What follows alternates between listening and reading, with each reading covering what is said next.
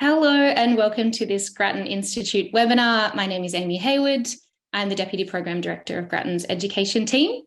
I come to you today from Wurundjeri lands. I acknowledge and celebrate the First Nations people on whose traditional lands we all meet and work, and whose cultures are among the oldest in human history.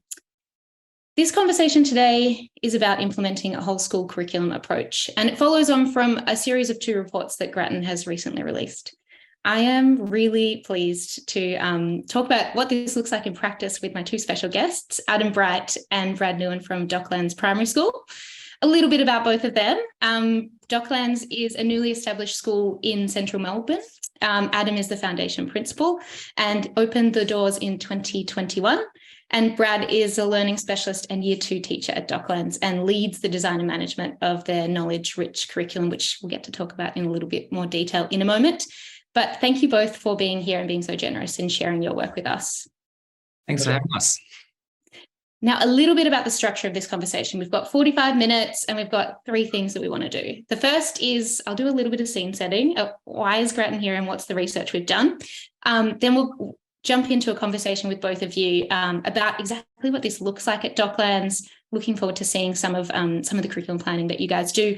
And then we'll have a Q&A section towards the end. We've got some pre-submitted questions, but there is a chat function if people want to ask their questions live as well. Now, Grattan has been keenly interested in this issue of curriculum planning for a while now. So we've got 2 recent reports on this particular topic. So the one released in October 2022, Ending the Lesson Lottery, How to Improve Curriculum Planning in Schools, was really looking at, okay, how is curriculum planning happening in schools? What's the current practice? And really aimed at policymakers. So we put forward a series of ideas of what we thought governments and system leaders could do to really support the work of those people, those leaders and teachers in schools. Our very new March 2023, hot off the press, so this week, Guide for School Leaders distills some of what we've learned in that first piece of research and puts forward some actionable steps that principals can take in their school if they want to implement a whole school approach. So just thinking a little bit about, for those who may not have read the report, the things that we found in that research. We did do a large-scale survey of over 2,000 teachers and school leaders across Australia, and they told us a few worrying things. One was that teachers are really struggling. So 49% of teachers said that they're planning on their own for their class. 85% said they don't have access to a shared bank of high-quality materials that they said that they're not satisfied with curriculum planning in their school. And we know that the result of that is, unfortunately, that students are missing out. So even a great teacher, but working individually on their own, can't ensure that there's not, repetition and critical gaps left in terms of what students are learning. And it means that it's not consistent across different classes. And unfortunately, it's disadvantaged students that miss out the most. We know that they're more likely to be taught by early career teachers or teachers that are teaching out of field. But whilst we saw that there were some issues with curriculum planning, we also got to be embedded in and learn from 5 role model schools that showed us, okay, what a whole school curriculum approach looks like. And those 5 schools are working in diverse contexts. So we've got Aveley Secondary College that's in outer Perth, Serpentine Primary School, which is about an hour's drive out of Perth. It's quite a small school. Ballarat Clarendon College is in regional Victoria. Docklands Primary School, which Adam and Brad are representing today, is a new school in central Melbourne, and Marsden Road Public School is in southwest Sydney. So these schools are, government and non-government. They serve different communities in terms of their diversity linguistically, their background culturally, but then also levels of disadvantage and advantage. And the school size, which makes a big difference when you're thinking about sharing that curriculum planning load. So what we found was that these schools had all embraced and were at different stages of implementing a whole school approach. And that really meant that they had a shared vision of what their students, that what they would teach and how they were going to teach it. They were really carefully sequencing learning across years of schooling. So they decided, okay, we know what our students should be learning in grade prep through to grade 6 for a primary school, the equivalent for a high school. And that meant, because they had that shared agreement, they could actually share the curriculum materials that they had across classes. They didn't need to actually make it all individually and on their own. That reduced the workload for teachers, but also increased that consistency in terms of the learning experiences that students were getting in their classes. Of course, materials is only one part of it. It's an easy part to kind of focus on, and we'll talk about it a little bit today. But we found, and we talk about this in a fair bit more detail in the guide, that, that whole school approach is about way more than just materials. You need to have that shared vision of what your students are going to learn. Yes, the materials, but also an agreed instructional approach about what effective teaching will look like in our school, a tiered support model to make sure that those students that need some further support are getting it, really clear curriculum leadership roles that do cover that sequence of learning across years, and then also that ongoing and embedded professional learning. That is a lot, and there's a lot more detail in our guide, but I think the best place to go next is definitely to actually talk to some people who've done it in practice, and that is Adam and Brad. I would love to start this conversation thinking about the why, and a little bit about Docklands and the context at Docklands. So Adam, I'd love if you could give us a little bit more detail about, what Docklands is like at a school, the context that you're working in, and why you chose to take a whole school curriculum approach. Thanks, Amy. It's very humbling to be asked to be part of the Grattan's report in the first instance, and to be here to talk to people tonight. So thank you for the invitation, and we look forward to learning from reflecting on our work following this tonight, and working with people that are here listening. Docklands Primary School, we opened in 2021, as you said, a state school in the city, just on the edge of the city in Melbourne. We opened with just under 200 students, and we're now 540 students. So we've really experienced some rapid growth in our school. We opened in 2021, which, if you remember back to 2021 in Melbourne, was a fun time to be working in schools, opening and closing and opening and closing and opening and closing. So really last year was our first year of a full curriculum year at our school as well. We have over 70% of our students speak English as an additional language, and they speak, on last count, 43 different languages at home. So that's something that's really important about our context. We have a high percentage of EAL, and they come from all over the world, which is a really exciting place to work, and really it brings a lot of diversity to our community, obviously. So that's a little bit about our school, why we chose a knowledge-rich approach, or an approach to whole school curriculum. I think it's work that I'd been trying to do in schools, and that nearly every school is trying to do at the moment, Amy, and that I know from reflecting on my schools that I was leading prior to opening Docklands, we'd been trying to develop whole school curriculum and trying to develop a guaranteed and viable curriculum within our settings for a long time. And it's really hard work. What attracted me to the position at opening a brand new school was that I would have that opportunity to build that from scratch with a whole heap of new like-minded people. And when you talked about before about the shared vision, that's something that's been a luxury of building a new school, is that you have the ability to recruit every single person that works on your staff. So we've been able to recruit like-minded people that believe that a knowledge-rich approach is the best way to teach, and to have whole school curriculum mapping and planning and documentation is really important. So when we went through the recruitment process, we were able to recruit people that had that shared vision like us as school leaders at the school.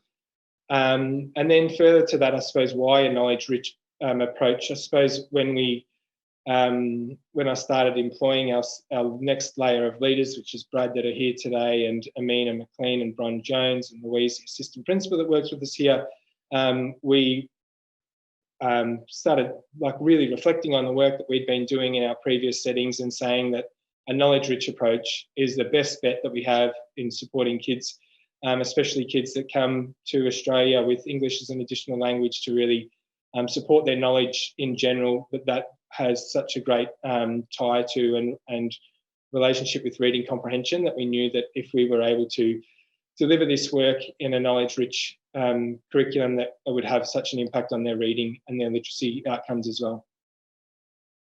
Yeah, great. And I think you raised some really important points around, how hard it is. It's not just the planning. What does it take to look like in practice? And we'll talk a little bit later about all of those pieces of the puzzle as well. I am mindful that, and I've asked Brad if he'll do this for me, we had a conversation a little while ago where Brad actually showed me, and Brad, feel free to start sharing your screen. He actually showed me, here's what our curriculum materials look like. And for me as a former teacher, it actually kind of blew my brain, how elegant and simple, but how carefully thought through the curriculum materials at Docklands were. And so I would really love you to take us through and just walk us through some of these materials, exactly what they look like, how are they, what makes them knowledge rich. And I'm mindful that this is just an example from, I think it's grade 2 history. This is, planning that's specific to history. So it might look a little bit different across the different areas that you teach. Thanks, Amy. So yes, I'm also very excited about sharing our curriculum map here. So when I got the job, Adam was like, we're going to have a knowledge-rich curriculum. And when he said those words, I was like very excited. And one of our first pieces of work was to create a curriculum map. So here's an example of the humanities curriculum map. What makes this knowledge-rich is that we're specifying at a fine-grained level of detail all the knowledge that kids should learn in each unit. Because one of the things we've learned from cognitive science over the past couple of decades is that in order to have expertise in any range of domains, you need to have a lot of knowledge, lots of bits of information, and they need to be connected and organized well in our long-term memory. So we are really, we really know exactly what we want to teach. So over here, you can see all the units that we're teaching for grade 2 in humanities. So we're starting with ancient India, and then after ancient India, we learn about ancient China, and then the culture of Japan. So there's a really nice flow there, and the sequence is important. So one of the things that we had to sort of get into the heads of our staff was that sequencing is really important, because we learn best when we can attach the new learning to our prior knowledge. So we really care about the sequencing here. So we've got the units in a specific order. We've also got how much time to spend on each unit. So we know, roughly how much time we have, and so what level of depth we can go into for each of these units. Some information about when that would happen in a year, which is useful for assessment purposes. Our links to the Victorian curriculum here. And it's very similar to the Australian curriculum as well. So anyone who's tuned in from another state, it's very similar. There's a core text behind each unit. And then on the right here is the level of detail for the content that we're teaching in these units. So in ancient India, we're learning about some important rivers, including the Indus River and the Ganges, and we're learning specific knowledge about Hinduism and Buddhism too. So we have this for every year level. We have this for every subject. So that's a really nice place to be as a school. If you were to work at our school and you have to navigate the Google Drives, this is kind of what it looks like in practice. So I love a very neat Google Drive. So here in the first, here on the left, you can see that this is the year 1 planning folder, and you can see all the subjects that are taught in year 1. And if you clicked on humanities, you would see all the units. So that's our second lot of folders here. And each unit has its own folder, and they're all numbered. So you know exactly what to teach in what order. Very easy to navigate. And then if you click on any unit, so if we clicked on Mesopotamia, for example, there'll be just a few different things that you can use. So we've got, basically we have slides, which is what you use to teach the lesson. And then we have a planner as well. And then in addition, we have resources, and you can see there's an archive folder because we're iterating each year. We want each unit to get better and better over time. So the past iterations are put into the archive. And as a teacher who also loves neat folders and has seen labyrinth-like folders, this is very it really warms the cockles of my heart to see. I mean, we care about the cognitive load of students, and we care about the cognitive load of teachers as well. So it's part of having an inclusive work environment is that our folders are well organized so that people can navigate them. So if you clicked on one of the slides, it would look something like this. So this is part of the slide decks for a unit on ancient India for year 2. So it starts with just a title slide there. table of contents, and you can actually click on these links and it will take you to that point in the slide deck, which is really nice. And then each lesson has a series of slides too. Here's an example of a slide from a lesson. We would start by activating prior knowledge. So we start this lesson assuming that the kids can answer these questions already. So the kids here are being reminded about how Hinduism began and some facts about Hinduism as well. And then typically we do a read aloud in a humanities lesson. So in this lesson, we're reading about the story of Siddhartha, who goes on to become Buddha.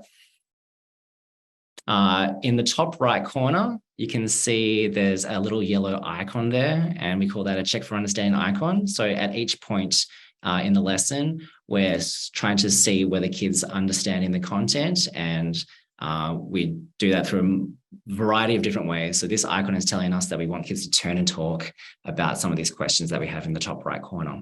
So in the blue box in the top right corner, there are some notes for the teachers. So across different classrooms, we know that teachers are going to be checking for understanding by asking these specific questions. And then we also have embedded writing in our lessons. So even though it's a history lesson, we want them to practice writing. So on this slide, there's a sentence stem, and kids are practicing using the word because. So he sat under the tree of wisdom because, and then kids are able to respond to that and complete the sentence. Obviously, they need to know a lot about Buddha in order to answer this sentence stem, right? So it's important that this comes directly after we've heard the story. In the top right corner, you can see the turn and talk icon again. So kids are going to sort of share their ideas about how to answer this question. And then there's another picture of someone holding up a board. So the kids are going to respond on a mini whiteboard and show the teacher. And here's an example of what it looks like in the classroom. So here the kids have responded. I've just highlighted a few nice ones. So in the left here, this student has said, he sat under the tree of wisdom because he wanted happiness for all people. Another student has said, he sat under the tree of wisdom because he could think really hard to help poor people. Another one, he sat under the tree of wisdom because he wanted to help everybody to stop suffering. It's just like some really lovely use of vocabulary in those responses. And that's exactly what we want. Yeah, wow. And this is a year 2 class. Is that correct? Yeah, that's a year 2 class. The really high engagement with some really interesting content. It's for some kids, it's quite removed from their experience, and it doesn't mean that they're not interested in. They're fascinated by this stuff.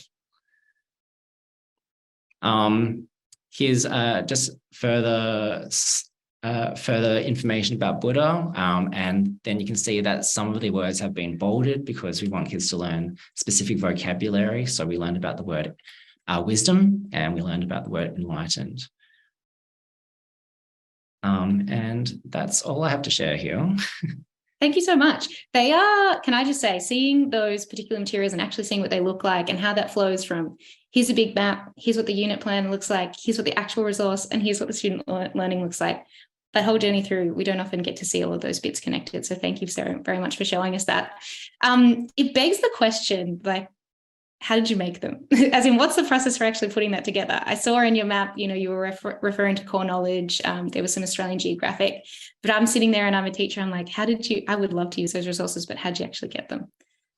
So I guess firstly with the curriculum map, we didn't build that from scratch, right? So one of the resources we used was the Core Knowledge website. So the Core Knowledge Society, they have a sequence that you can use, and they have very detailed resources in history, geography, science, maths, English, and so forth. So we took from them what we could, and we used their sequence to build that. Now, the Core Knowledge is an American organization, so obviously there was a lot of Australian content that we would want to teach, but they didn't provide. So where they had American-centric content, we'd swap that out with some Australian content there.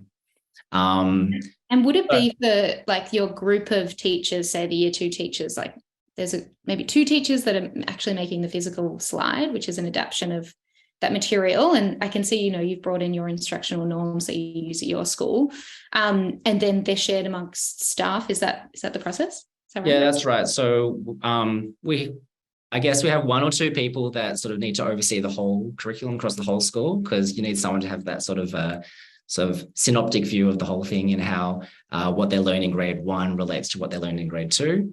And you don't want that to be messed with. But then when it comes to teaching and planning the individual units, that's up to teams. So each team would typically have one person who plans humanities, and they would work on that, and they would share that with the rest of their team to teach. And then they would gain feedback from their team about what works, what wasn't working. And they can also talk to the head of humanities and say, look, this is taking a lot of time. What do I do here? And so there's a lot of collaboration at each stage. Yeah, great. And the one question I had is, because then if one person's created it, it's shared with everyone has the capability to use it in their class, even though it's the same resource. Obviously, they'll be responding to their students' needs, in the moment and with the students that are in front of them. One thing I'm interested in is just your take, Brad, on what that's like professionally, because I know that there are a lot of teachers who talk about, actually designing the lesson themselves is the expertise of a teacher. And what does it mean professionally to actually share resources and be able to use resources that someone else has created? Well, my own experience has been really positive, and also the feedback from our teachers has been really positive. And I suppose it all comes down to trade-offs. Teachers are really, really busy. They've got one of the hardest jobs in the world, and they have to decide what they want to focus their energies on. And you can either focus on spending hours and hours deciding what to teach, or you can spend hours on finessing something that's already prepared for you. So I think our teachers really love being able to teach a sophisticated curriculum without necessarily spending their weekends on teachers pay teachers. And other than that, I think even with these centralized resources, the experience in the classroom is always going to be very individual. Those checks, so for example, those check for understandings that we saw dotted throughout the lesson, the kids are going to respond to those check for understandings in really diverse ways. And that's where sort of the differentiation comes in, right? That you need to be having this human conversation with the little people who are in front of you. And that's much easier when some of the mental load has been taken off. You can be more present for the kids that you're teaching. Yeah, absolutely. And I think you're right to kind of center. Teachers need to be able to have their professional judgment to be able to respond in the moment, but actually setting them up so that they have more time and space for that makes a lot of sense. I'd be keen to ask, I'll ask both of you, but Adam, I might go to you first, just about, what's the impact of an approach like this? We talked about shared materials. What does it mean for students and what does it mean for staff? Yeah, Brad and I were reflecting before this meeting, and I actually had a meeting with one of our teachers today who talked about just as a regular check-in at the end of the term, who talked about the impact this has had on her as a professional. And she said that she thought she knew how to plan till she joined us. And so her eyes have kind of been open to what that planning can look like when you narrow in and focus in on one particular area. Brad talked before about that joint planning. Brad has the luxury of being in our grade 2 team that has 7 teachers actually in that space this year. So that workload is spread wide in that team. Some of our teams, because our numbers, we're very bottom heavy at the school, have 2 teachers. So that workload looks very different to them, and therefore the expectations are very different for them in a brand new school as well, which I think is important to note.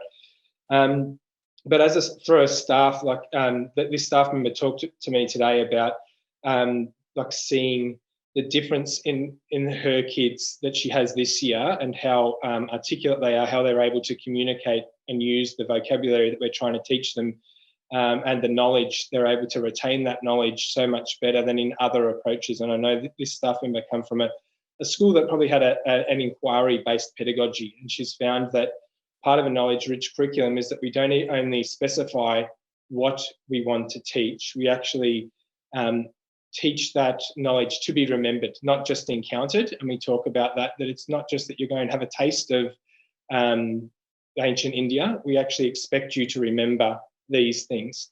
And that's a big difference between a knowledge-rich curriculum and how we teach it versus an inquiry-based pedagogy. And so she's found that knowledge is sticking with her kids. The knowledge that the kids are coming with from grades prep and 1 into that year 2 cohort has been retained, and that's made a huge difference for the students in her class. And she talked about the ability to hone her craft and focus on her practice rather than planning has been a workload shift for her since joining our school. So that's the staff. Brad can probably speak a lot better to the impact on students, scenes that he's living and breathing with our grade 2s every day. Yeah, I 100% agree that the kids, there's the level of sophistication of their understanding is just like really phenomenal. Like teachers always come out of lessons saying things like, I think they're geniuses, but the reason why they're geniuses is because of the inputs, right? Like what we have taught them. Just like some marvelous uses of vocabulary. So for example, after I taught that lesson on about Buddha and we learned the word wisdom, they were immediately using the word wisdom in the next lesson, which would happen to be a maths lesson, and they didn't want the maths lesson to end. It's like, keep teaching us maths, we want wisdom, right? And I thought that was really funny. And then just on the way out, we'd been learning about the Great Wall of China and why the Great Wall of China was built. And one of my kids I was sort of having a laugh with them on my way out of school.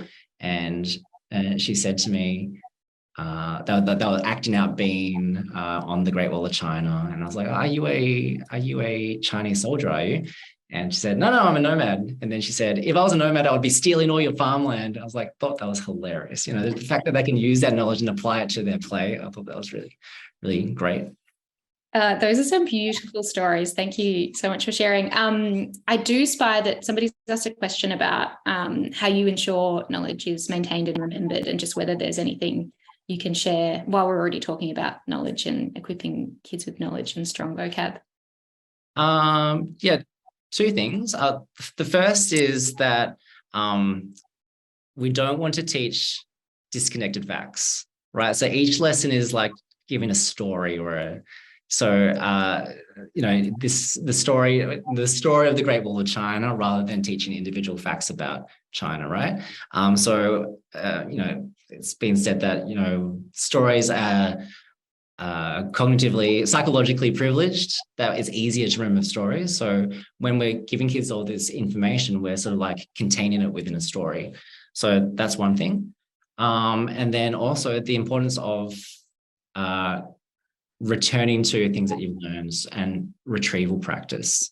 So in one of the slides, you saw an activate prior knowledge where kids had to tell the story of how Hinduism began, and they had to retrieve all that knowledge from inside here. So lots of opportunities to retrieve knowledge, and also just the sequence, right? Like if you sequence the learning so that what they're learning is building upon something that they've learned in the past, then there'll be some sort of natural retrieval. They have to retrieve in order to engage with the current content. So yeah, a few things there. I could talk days about this, but I mean, absolutely, and so could I. But it's interesting how actually getting that happening within your curriculum materials is pretty tricky. So having to share that load so you can put in the slide that uses the vocab from previously, and then uses it as the kind of do now when you work into a class, you actually need to share that load. Yeah, I think that's one of the benefits of having a really structured curriculum that is fairly stable, that doesn't really change very much from year to year, is without that, you can't do any retrieval practice. If the order of the units is constantly changing, or the topics are constantly changing depending on the students or depending on the teachers' idiosyncratic interests, there's no possibility of doing any retrieval practice, right? Because the grade 1 teacher can't rely on what was being taught in prep. So there has to be some level of stability to do something like retrieval practice.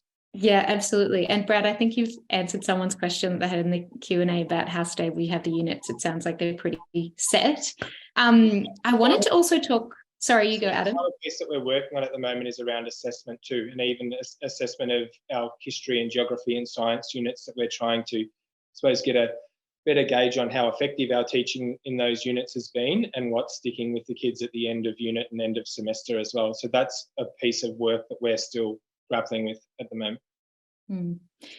One thing I wanted to do was just zoom out. So thinking about, we've talked about the planning and exactly what that looks like and how you actually create materials. But I'm just mindful that materials don't teach kids, and handing teachers a set of materials also doesn't necessarily, it's only step one, is how I put it. So there's just like a lot of other things in a school that are needed to support teachers with this. And I was keen, Adam, to hear a bit about what are the other parts of this that mean that teachers get the chance to take those materials and then bring them to life in the classroom.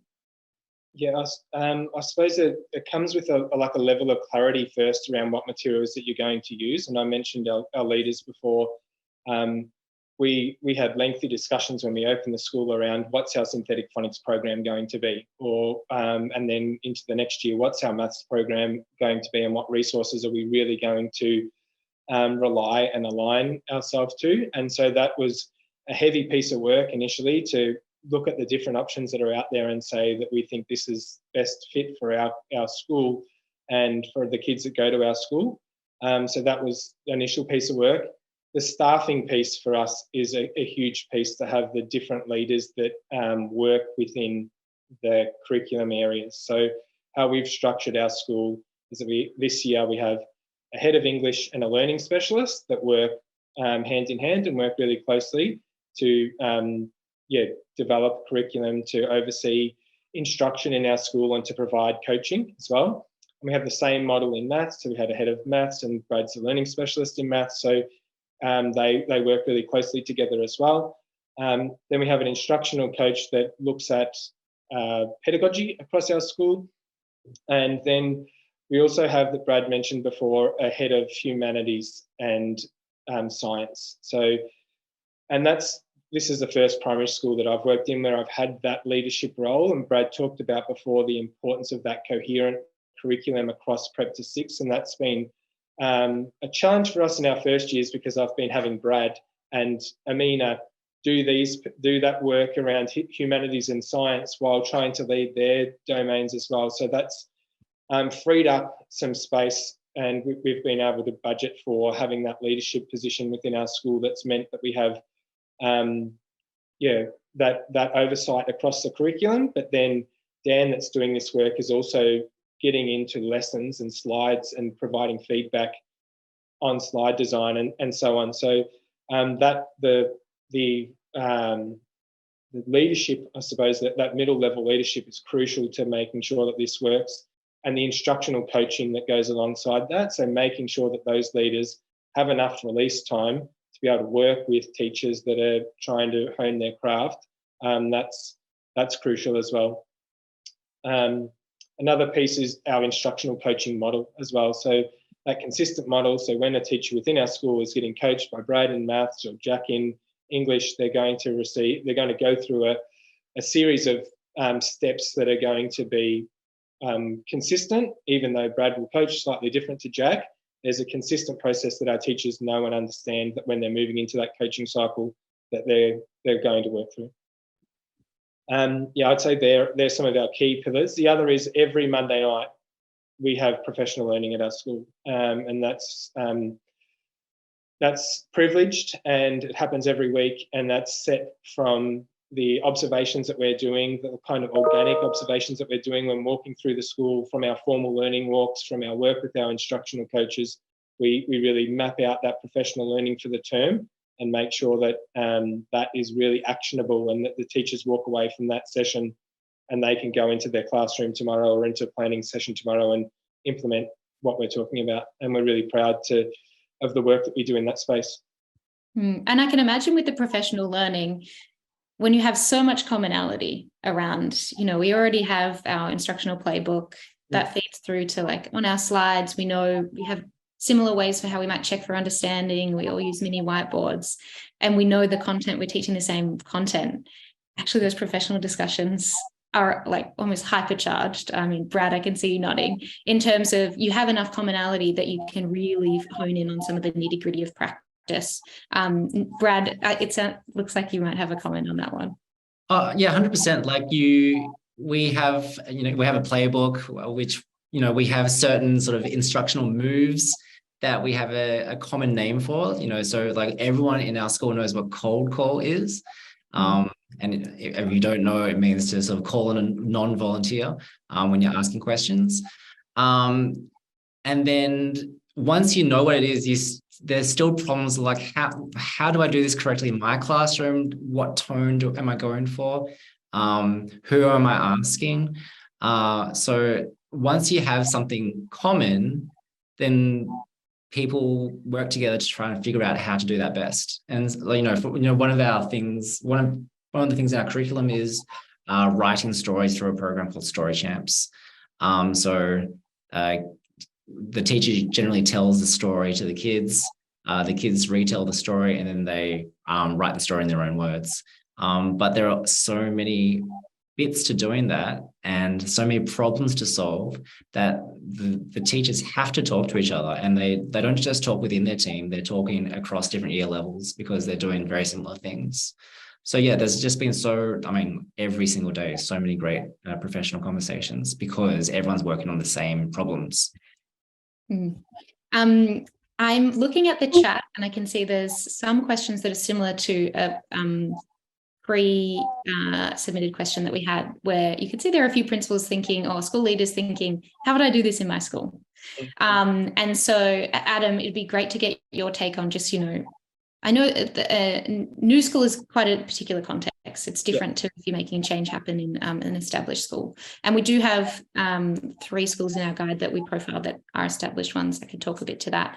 But Adam, just your reflections on, how would you actually stagger it if you're in a different school? What are the things that you need to get right first, and how you think about that change management process?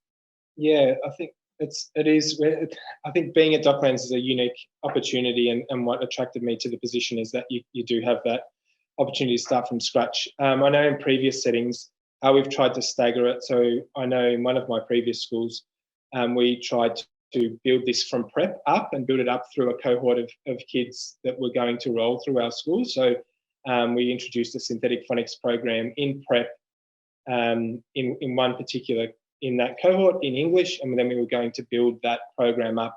So when that cohort went up into grade 1, then we were going to build that synthetic phonics program up. So that's one way that you could do it, by kind of narrowing who you're going to work with and having some successes with those people and trying to celebrate that and get some momentum behind it. I think first and foremost, though, you need to understand where you are as a school now. So you need to have a really good audit to make sure that you know what's happening in the school and what's happening in a primary school from prep to 6. You need to collect and kind of develop a map of what's happening within the school. And is there consistency already within your year levels? So do all the preps already teach a synthetic phonics approach? They already have vocabulary instruction in their reading block. What's consistent between your year levels or between that cohort? What are you saying needs to be consistent as well? Like, are some of those inconsistencies okay? And does that sit okay with you as a school? And then what is the curriculum coherent across the sectors of the school or across the year levels of the school as well? So I think having a really good understanding of where you're at first probably shocks no one, but knowing that first is the best place to start before you start talking about where to next. Yeah, that's a great reflection. And one thing, just there was another school that we profile in the guide that does talk about the audit and actually going through and looking at all their units and mapping them out as you have given us an example of, Brad, across the school, and realizing once they'd done that actually what they thought they were teaching was not what they were necessarily teaching. And there were some bits that were great, you didn't need to change, but other bits where they really needed to work, and it gave them kind of a heat map of where to put their focus at the school. I think the other thing that we saw from our case study schools was starting small on one thing at a time.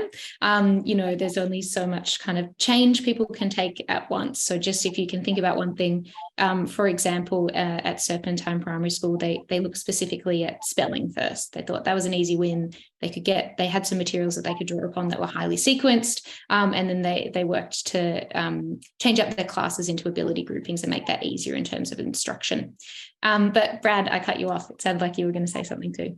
I suppose the danger is that you see something like the curriculum map that we created. I'm not sure that we definitely made mistakes as we were like implementing that.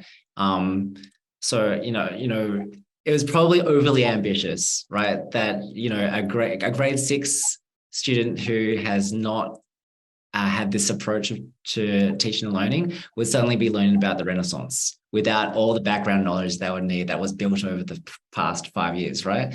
So you also have to take into consideration like what your kids, where your kids are at. I think maybe we were to do it again, instead of having the grade 6s doing the grade 6 content, have the grade 6s do the same content that the grade 5s are doing, or something like that. Like it's such interesting content. It's that there's no reason why you can't teach it across different year levels and share some of the planning load there. Yeah, that's a great point, thinking about where your kids are at. And then also, I can imagine it's easier if you're starting from the bottom, but you need to be strategic about where the older students are up to. One other question that we had pre-submitted was people were wondering about how you do teach writing across the curriculum. So those kinds of, and there's another question in here around, cross-curriculum priorities, things that actually sit across multiple domains. So writing is probably a good example of that, and just what that looks like at Docklands. So we want to teach writing explicitly, and something that our school has done is use a writing program called the Writing Revolution, and it breaks down writing into little chunks, starting at the sentence level and then builds up from there. So we start from basic sentences and then building up to complex sentences, and then in the middle years they start learning about the structure of a paragraph and putting a paragraph together. So it's very, very structured, and that takes time. And the thing about the Writing Revolution says that the best way to teach about things like grammar or sentence structure is by embedding it in content. So instead of having like a free writing session or the writer's workshop, instead of doing that, we make sure that there's a lot of writing happening in humanities, in science, because often having something like writer's workshop, it actually takes time away from the ability to teach things like science and humanities. And actually, if the kids have that knowledge, they can bring that to their writing. They're going to be able to come up with something more sophisticated.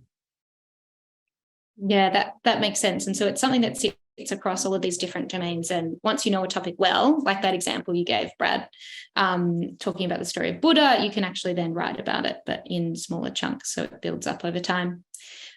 Just looking at, we've got a couple of minutes left, and I'm looking at some of the questions. There are a couple of ones where people are interested in the resources and how you quality check them or refine them over time, whether you do actually use them time and time again.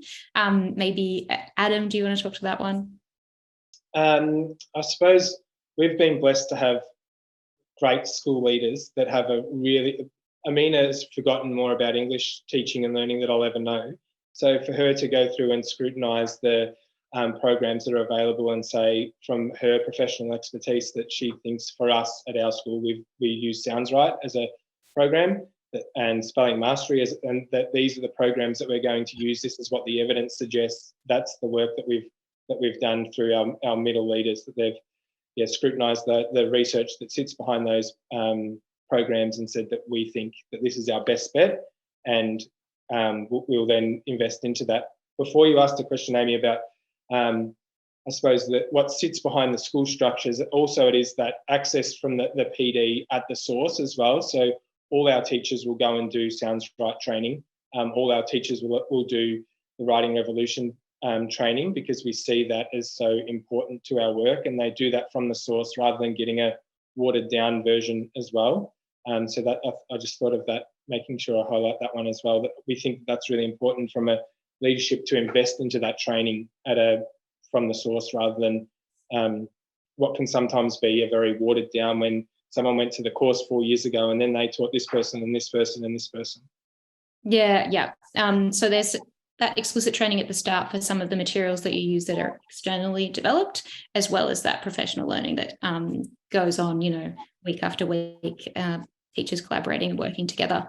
I'm mindful that we are at 4:45 almost. There are a bunch of questions that are still unanswered. I'm sorry that we won't have the time to answer all of them. I do appreciate all of the enthusiasm, and please do reach out if there are things that you'd like to talk to the Grattan team about. We're always excited to share and particularly talk with teachers and school leaders that are working in schools at the moment. We do have another webinar coming up where Aveley Secondary College, Stephen Pastana and Jared Stewart-Olson will talk to us about their approach in a secondary context, which will be really interesting.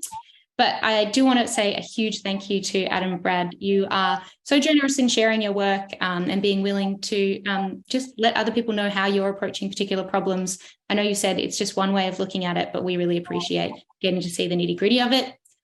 For everyone who's listening, all our work is available up on the website, grattan.edu.au, if you want to read more. Our guide is up there and our report. And if you'd like to donate and show your support for future Grattan reports, you can do that on our website as well.